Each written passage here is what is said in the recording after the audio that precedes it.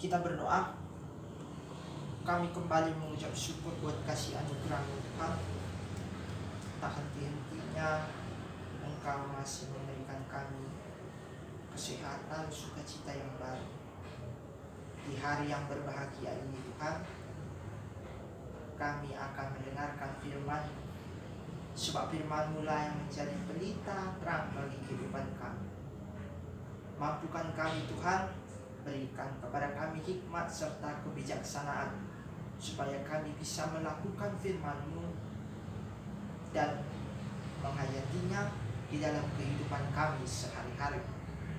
Ini doa kami di dalam nama anak-Mu Tuhan Yesus Kristus, Juru Selamat kami yang hidup. Amin.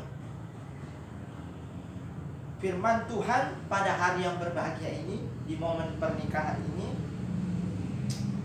tertulis dalam Filipi pasalnya yang kedua, ayatnya yang pertama sampai ke-4.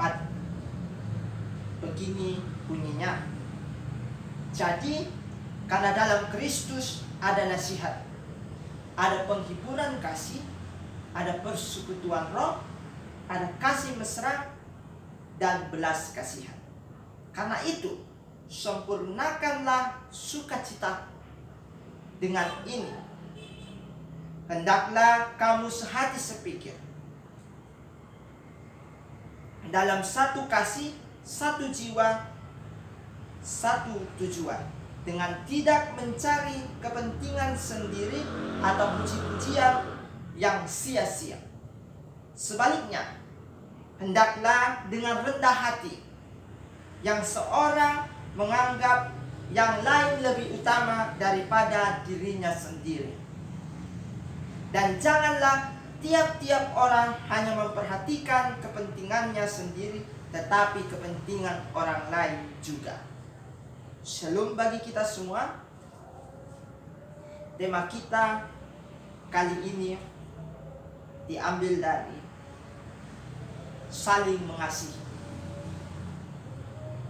Saudara-saudara yang terkasih di dalam nama Tuhan, akhir-akhir ini marak diceritakan di dalam masyarakat atau lingkungan kita tentang kejadian-kejadian yang dilakukan dalam rumah tangga, yang diakibatkan tidak ada lagi saling mengasihi antara suami dan istri. Misalnya atau contohnya yaitu pembunuhan, penyiksaan, pelecehan seksual, dan lain-lain sebagainya.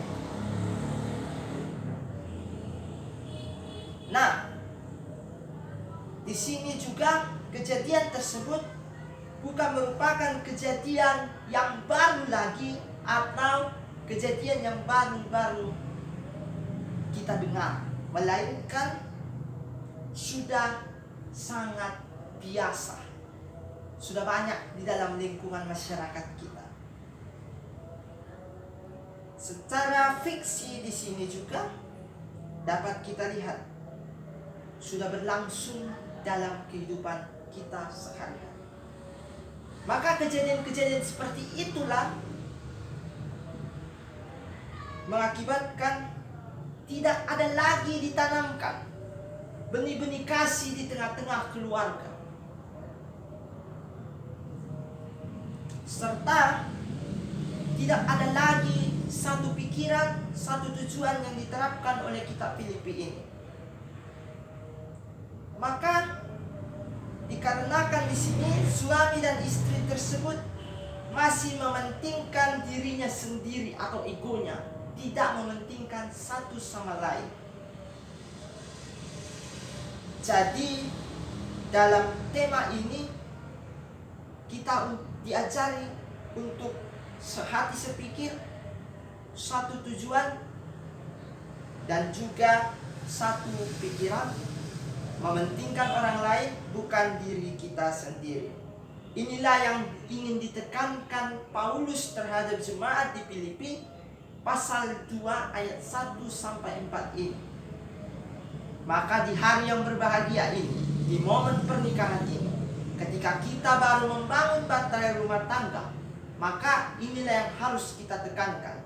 Saling mengasihi di antara keluarga, supaya tidak terjadi lagi hal-hal yang diinginkan seperti tadi, kekerasan atau KDRT dalam rumah tangga. Maka kita juga bisa lihat dalam Yohanes atau 1 Yohanes 4 ayat 21, yang dimana menjelaskan bahwa kita harus saling mengasihi, sebab kasih itu berasal dari Allah, dan setiap orang yang mengasihi lahir dari Allah dan mengenal Allah. Maka jelas sudahlah bahwa suami dan istri haruslah saling menaruh kasih satu sama lain. Karena jikalau kita mengasihi, kita adalah yang lahir dari Allah dan mengenal Allah. Jadi jikalau kita sudah mengenal Allah, maka saling mengasihi tersebut harus kita tekankan dalam keluarga kita. Karena Allah sudah lebih dahulu mengasihi kita umatnya. Dia rela memberikan karunia kepada anaknya yang tunggal, yaitu Tuhan Yesus Kristus, untuk menebus dosa kita manusia. Jadi dalam momen-momen bahagia ini, terapkanlah kasih di tengah-tengah keluarga kita. Amin.